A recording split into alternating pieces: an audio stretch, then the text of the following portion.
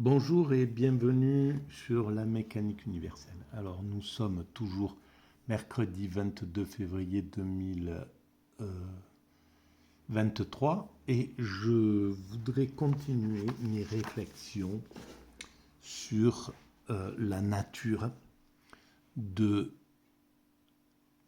l'homme, sur le fondement, sur cette tout ce qui est inapparent en réalité dans l'homme.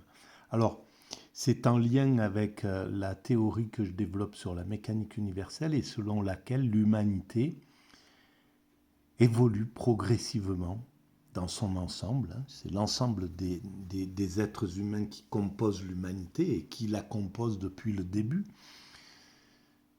Il n'y a pas d'être humain qui soit extérieur à cette évolution de l'humanité. La tribu la plus dissimulée au cœur de l'Amazonie ou voilà, ou le groupe. Il n'y a pas tout le monde, tout être humain qui apparaît sur Terre et qui appartient à l'espèce humaine est d'une manière ou d'une autre un acteur et donne son existence entière à l'évolution de l'humanité. Voilà. Et cette évolution de l'humanité, donc, selon ma théorie, va vers son ultime perfection. Entre le moment où nous nous sommes séparés des autres primates et aujourd'hui, il y a une évolution. Voilà, on peut constater ce qui a évolué. Je vous renvoie à la lecture de la mécanique universelle pour avoir plus de précision à ce sujet-là. Et si on trace une ligne d'évolution entre le moment où nous étions des primates naturels, aujourd'hui où nous sommes des hommes constructeurs de cette humanité, de cette perfection, et qu'on prolonge cette ligne droite, nous arriverons à un point, logiquement, nous arriverons à un point de totale perfection. Et dans cette totale perfection, il y a la perfection spirituelle, c'est-à-dire l'extase facile. Et l'état d'extase, c'est l'état qui permet d'être au contact avec le principe qui est à l'origine de cet univers et qui, en même temps, constitue l'essence de cet univers. Voilà, le divin pour les religions, voilà, X pour les chercheurs. Voilà, c'est le principe créateur à l'origine de cette création. Et donc, nous, en tant qu'êtres humains, nous sommes composés de ce principe créateur, puisque ce principe créateur, il projette, il met, on ne sait pas comment ça s'est réalisé exactement, cet univers, on ne sait pas comment il a été constitué, on sait que c'est constitué de particules élémentaires et que si on réduisait cet univers à sa dimension physique la plus irréductible actuellement, hein, qu'on connaît aujourd'hui, ça tiendrait dans une tête d'épingle. Donc, il y a c'est une sorte d'illusion. Il est constitué sur une sorte d'illusion matérielle, en fait, dans cette chose. Et donc, ce principe qui a décidé, ou on ne sait pas comment ça s'est fait avant le Big Bang, avant que l'univers apparaisse, avant que le temps et l'espace et le temps donc apparaissent, ce qui n'existait pas avant le Big Bang, qui est à l'intérieur de l'univers, puisque l'univers est en expansion, donc il est dans une sorte d'espace. Il est pris dans cette idée d'espace qui appartient justement donc à cet univers. Et le temps, c'est pareil, il y a évolution, donc il y a le temps tel qu'on le définit, qui est aussi un des matériaux de cet univers. Et donc, ce principe créateur qui a créé cet univers et en même temps, à l'intérieur de constitue en même temps cette création. Donc, nous constitue, par définition, puisque nous sommes constitués de cet univers. Nous sommes comme cette voiture, comme l'air, comme ce morceau de plastique, comme ce bouquin, etc. Nous sommes constitués des mêmes éléments fondamentaux qui sont déjà à l'origine de l'univers. On est constitué de ça. Et donc, ce qui est intéressant, c'est que pour des philosophes comme Platon, là je prends un petit peu appui sur cet ouvrage, pour des philosophes comme Platon, il y a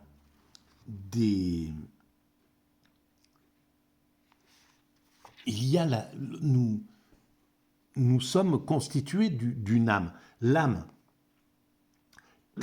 en somme, ce que nous appelons l'âme, c'est ce que j'essaie de définir, c'est ce que j'essaie de comprendre. Alors il faut bien entendre que ces vidéos-là, rien n'est écrit, c'est du spontané total. Donc voilà, c'est de la créativité spontanée. Hein. C'est pourquoi c'est un peu laborieux, un peu compliqué. C'est pas si simple que ça à exprimer. Et moi-même, je cherche et j'essaye de définir ce que ça me suggère, cette réflexion. Mais voilà, donc, l'homme est constitué de cet état divin, en somme. Nous sommes divins. Et en fait, ce qui serait divin, je cherche à essayer de voir comment les philosophes l'ont pensé, comment les spiritualités l'ont pensé. Et cette idée d'âme est vraiment intéressante. Et l'âme, selon Platon, selon Socrate, elle est prisonnière du corps, en fait. Le corps, c'est le tombeau de l'âme, selon Platon. Et alors, ce qui est intéressant, c'est que c'est vrai que ça éclaire tout, en fait, ces pensées-là. Parce que, pour moi, selon la théorie que je défends, nous sommes dans deux positions bien particulières. Nous avons deux positions bien particulières de notre psychisme, de notre conscience, de notre esprit. L'esprit peut être dans deux positions radicalement différentes. Dans la position ordinaire, c'est l'esprit là tel qu'il est, par exemple, voilà mon esprit, il est en train de réfléchir, de penser, il est inclus dans le monde et dans l'activité de ce monde. Et il y a l'esprit quand il est en état d'extase, en état de nirvana, en état d'éveil, peu importe comment on appelle cet état-là, mais que toutes les grandes spiritualités ont comprise. Et dans cet état-là, nous sommes, pour avoir pratiqué, pour avoir vécu cette expérience-là, j'ai vécu cette expérience d'extase, je vous renvoie à la lecture de la mécanique universelle, où j'en parle, ou des vidéos précédentes.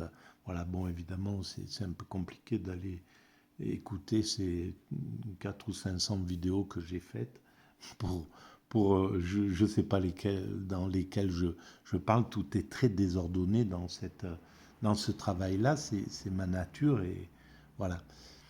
Et donc, dans l'état d'extase, nous sommes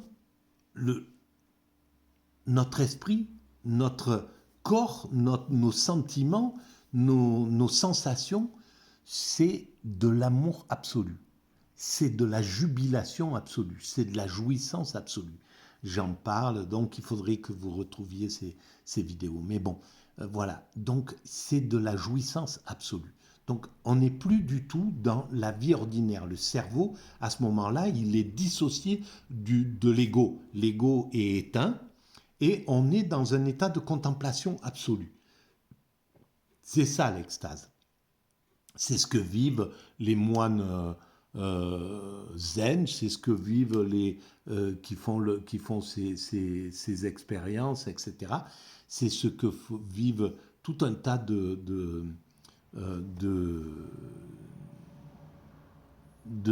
d'expérimentateurs et depuis longtemps. Depuis, je pense que Platon a vécu cette expérience. Je pense que ces expériences ont été pratiquées par les présocratiques, étaient pratiquées bien avant les présocratiques, étaient pratiquées par les gymnases, je ne sais plus comment on les appelle, les sages hindous, il y a 3, 4, 5 000 ans, peut-être davantage, étaient peut-être pratiquées déjà, parce que cet état-là, il est inhérent en nous. Donc les premiers hommes ont dû le ressentir. Et les animaux le ressentent très certainement, cet état d'extase. Ce n'est pas quelque chose qui est exceptionnel en somme. C'est exceptionnel de le ressentir parce que c'est compliqué d'aller l'expérimenter, mais en réalité, c'est quelque chose d'originel à l'intérieur de nous. Et c'est peut-être ce que nous sentons dans le ventre de notre mère, dans ce liquide amniotique, dans cette sensation-là, c'est certainement cet état d'extase. On est certainement dans un état d'extase. Donc c'est quelque chose qui est à penser, tout ça. Et donc, le corps, c'est le tombeau de l'âme. Ça serait l'âme. L'extase, c'est l'émanation de l'âme, en fait. Quand on est en état d'extase, eh ben, on est au contact de ce truc immatériel qui est lié au divin. L'âme, en fait, c'est une partie pour moi, c'est une partie du divin. C'est la partie immatérielle qui a mis en œuvre cet univers. Et donc, c'est exactement cette immatérialité. C'est immatériel en nous, et quand on meurt, c'est pour ça que on peut imaginer que quand on meurt, cette partie immatérielle rejoint quelque chose d'autre, ne périt pas. Le corps périt, etc. Mais cette partie-là, qui est liée au principe créateur, ne périt pas. Donc, par contre, ce côté immatériel de l'âme, il ne peut pas se jouir lui-même. Il faut qu'il soit incarné, hein, peut-être, à mon sens. Ça peut être ça, l'idée que pourquoi il y a l'incarnation, pourquoi il y a le vivant, pourquoi il existe la vie. Eh bien parce que c'est à travers le corps qu'on peut faire vibrer ce principe originel. On peut faire vibrer ce principe qui est identique au principe qui a créé cet univers. Donc il faut qu'on soit incarné pour pouvoir le jubiler, cet état. Mais on le jubile qu'à travers l'extase. Dans la vie ordinaire, l'âme, cette partie immatérielle, là, ce X, voilà, cette partie curieuse qu'on ne connaît pas, en nous, est prisonnière du corps. Parce qu'en fait, notre cerveau, notre esprit, dans la vie ordinaire, est préoccupé de tout un tas de choses. Il n'est pas dans la contemplation, il n'est pas dans l'amour absolu, il n'est pas dans cet état d'extase. Il est dans un état qui est nécessaire pour construire l'humanité, pour qu'on développe cette humanité et qu'on l'amène à son ultime perfection, mais il n'est pas au contact de cette âme, en fait. L'âme, elle est toujours en nous, là, dans la position ordinaire dans laquelle je suis. Je parle, je suis un peu agité, excité, voilà, je suis un peu affolé, un peu, je ne sais pas comment on pourrait dire, mais je suis à des milliards de kilomètres de l'extase. Et pourtant, l'extase, c'est quelque chose que j'ai vécu et que je pourrais vivre, que je pourrais pratiquer là et essayer de me remettre dans cet état d'extase. Ça serait possible, mais ça voudrait dire qu'il faut que j'arrête de parler, que j'arrête de penser, que j'arrête, etc., que je me mette à contempler et à ressentir uniquement cet état d'amour absolu. C'est possible, mais c'est pas le cas dans lequel je suis là. Là, je fais de la philosophie et donc je, je j'exprime cette, je, voilà, je suis dans cet état qui est l'autre versant de la conscience, le versant de la conscience de l'homme constructeur. Et donc dans cette conscience-là, on n'est pas au contact de cette âme, donc de l'essence, de cette essence, de ce côté divin en nous, mais ce côté divin, il est en nous. Il y est quand même, là où je suis, malgré tout constitué, comme vous, comme tout le monde, comme toute chose qui est dans cet univers, nous sommes constitués de ce principe créateur. Donc nous sommes, il y a en nous cet état-là. Et l'intérêt de l'humanité, c'est que elle peut expliquer tout ça, chercher à expliquer, voilà, chercher, être, on peut être des chercheurs, c'est ce que nous sommes. L'humanité, elle cherche à comprendre, à expliquer ce monde, à comprendre pourquoi il y a quelque chose plutôt que rien et où va l'humanité, et etc. Et elle peut en même temps jubiler, ressentir cet état-là. D'autres animaux peuvent le ressentir. C'est pour ça que sur la mécanique universelle, je dis, j'affirme que les baleines ont atteint cet état d'extase. C'est pour ça qu'elles sont pleines d'amour et qu'elles n'ont pas peur, qu'elles ont dépassé la peur, les angoisses, les trucs, qu'elles sont à un rythme extrêmement lent, qui est le rythme de l'extatique, hein, en réalité. Quand j'ai expérimenté l'extase, j'étais à ce rythme extrêmement lent, quoi, de ce style de rythme de baleine.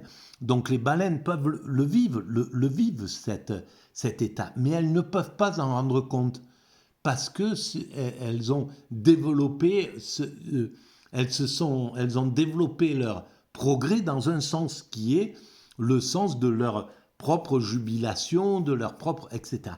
L'humanité, elle a ça de particulier qu'elle a non seulement l'aptitude à atteindre cet état d'extase, et c'est ce que nous construisons, l'humanité atteindra ce niveau extatique. Mais en même temps, on peut comprendre, expliquer, on peut expliquer tout ça. Et ça, c'est notre spécificité. Et c'est peut-être notre mission. C'est peut-être ça, la mission de l'humanité. Le fait que l'homme, que l'humanité apparaisse dans la grande évolution du vivant vers son esprit supérieur.